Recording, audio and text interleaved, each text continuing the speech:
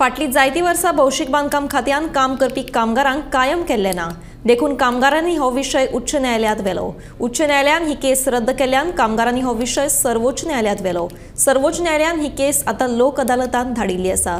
भौशीक बांदकाम खात्याच्या कांय उच्च अधिकाऱ्यांक खाजगी फायद्याक लागून आमचेर अन्याय जाला अशें कांय कामगारांचें म्हणणें आसा. मुख्यमंत्र्यान लेगीत हे विशीं लक्ष घाल्लें ना. बेगोबेग आमकां न्याय दिवचो म्हणून भौशीक बांदकाम खात्याच्या कामगारांनी मागणी केल्या. PWDन गव्हर्मेंटान सोसायटी फॉर्म केली आणि त्या सोसायटीचे चेअरमॅन जावं सगळे व्हायस चेअरमॅन कोण आहा ते सगळे गव्हर्मेंट ऑफिसर म्हणजे ती गव्हर्मेंटाची अशी सोसायटी आसता. 2003 सोसायटी फॉर्म केले आणि हे सगळे 1200 आहा ते तांकां सोसायटी भितर घेतले 2003. आता ते 20 वर्सां जाली काम करतात. मदीक कितें जालें 2013 तांकां कॉन्ट्रॅक्टराच्यान टेम्पररी स्टेटस दिलो. 2013 साकून टेम्पररी स्टेटस दिलो म्हणजे स्केल पळय आसा PWD एम्प्लॉय लागता ती तांकां दिली.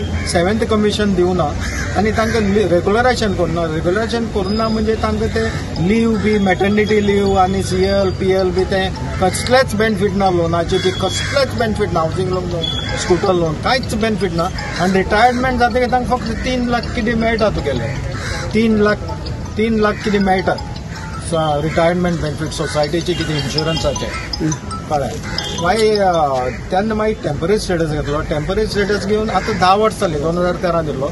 मागीर आमी हायकोर्टाक घाली रिप्रेझेंटेशन बी दिलें. CMा कडेन हांव 2 फावटी गेल्लो. CM करता म्हणटा आनी मागीर कांय म्हाका कळ्ळें कांय करपाना म्हणून हांवें ते मागीर ते हायकोर्टाक घाले. तांचे सगळ्यांचे हें घेवन तांकां सगळे पेपर बी काडले. भरपूर पेपर काडले. मागीर ते दिना मेळत ना बी म्हणून आनी हायकोर्टाक घाले.